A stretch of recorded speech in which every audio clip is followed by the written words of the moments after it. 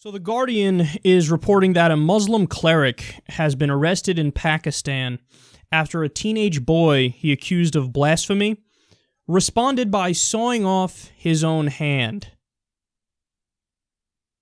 This is an unbelievable story, man. There's so many levels to this, and I mean, I think the main thing here is just deep and utter brainwashing to the point where this poor kid thought it was the right thing to do. All right, let me give you the story. Quote, Anwar Ali, 15 years old, performed the act of self-amputation after attending a religious gathering in his local mosque last Monday. Shabir Ahmed challenged anyone who did not love the Prophet Muhammad, the most revered figure in Islam, to raise their hand. The boy misunderstood the question and put his hand up, prompting a chorus of shouts from those attending the Milad, a traditional event where songs and poems praising Muhammad are performed. Ahmed, the cleric at the mosque in a small Punjab town, reportedly denounced the boy as a blasphemer who was liable to be killed. A police officer said an emotional Ali rushed home and returned with his severed hand on a plate, which he presented to the mullah. He was arrested and later released after pressure from other clerics. I love that part of the story. So the guy gets arrested. Like, look at what you made this poor kid do. And the other religious leaders are like, how dare you release the guy who pushed this poor kid to cut off his hand?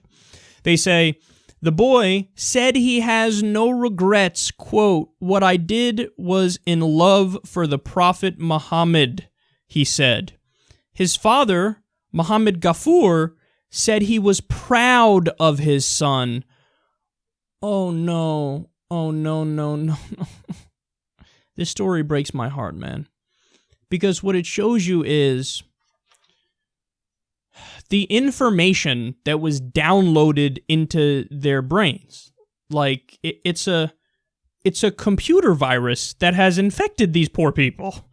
And they're so deeply convinced by their religion that they do stuff like this, and then afterwards they're like, yeah, no regrets. Now, what am I going to know? Of course, I accidentally said I don't love the Prophet Muhammad, which, again, he said it was an accident that I said that. So obviously I have to chop off my hand. But wait, if it was an accident, then you know your true feelings, then why would you have to do that? All you say is, oh, my mistake, I misheard the question. No, I feel so bad about it, I must chop off my hand. And then afterwards, like, no, I did the right thing. The father, no, he did the right thing. What are you talking about? The other clerics were like, no, release the cleric who pushed this poor kid into doing that. What do you mean? The guy's right. Guys, this shows you fundamentalist religious brainwashing. This could be the effects, man. This could be the effects. The effects can manifest themselves as a jihadist suicide bomber blowing up innocent people because he's convinced, no, I'm doing the right thing. I'm the hero here. I'm the moral leader when I blow up innocent men, women, and children. Why? God, religion. I was taught this is the right thing. I'm going to do the right thing. Even though at face value, you should know that's wrong. It's innocent people. But no, they're infected with a mindset that where up is down and you know, the sky is fucking whatever, green. We need to fight back against this, and we got to do it in the realm of ideas. I don't think you win this battle by, you know, at the barrel of a gun, where you say you're wrong and tell me that you're wrong, you know, or I'll shoot you. No, that's mirroring a kind of extremism, and it's not going to work because it's not convincing. But what we need to do is kneecap the problem, go right to the root of it, and spread information and education and the internet to give people easy access to information and stuff, and argue at the heart of these religious doctrines because they're not true and people are living a lie and they end up doing stuff like cutting off their fucking hand for their religion, and it was all for nothing. You might think that you did it for something, but you didn't. In the end result, you cut off your hand and there's going to be no reward for it. There's going to be no positive outcome from it. You just handicapped yourself from making a living in the future in 100 different ways. And you don't have a fucking hand. You cut off one of your hands. And it was all because you believe in fucking The Lion, the Witch, and the Wardrobe. It's all because, you know, you believe in Narnia and Harry Potter and Gilgamesh. And fucking fairy tales. You believe in Pikachu and Charmander. It's not real. You just cut your hand off for the intellectual equivalent of Pokemon. But they're so convinced, and that's why they did it. So I'm here to tell you that's not true. What you believe is a lie. And I'm not saying that to attack your livelihood or your way of living or your culture. I'm saying that because I actually give a shit about negative consequences that affect human beings. You are not that ideology. You believe that ideology now, but we can get that ideology out of your head. Fundamentalist religion leads people to do the most insane things.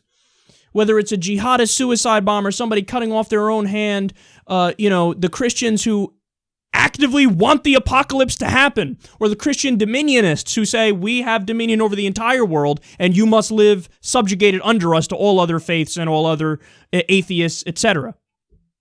No, you're all wrong. The operating system that you're working off of is total bullshit.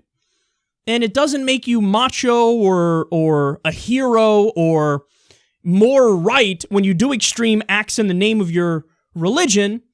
It makes you a victim, and it makes you a walking parody and caricature of a Bronze Age ideology that came out of the desert, has never been true, and will never be true. You did it for nothing, man. You did it for nothing. Everybody's got to stand up against all of the religions, because they're all not true. And let's all stand up in solidarity and say, no more mythical beliefs in the year 2016.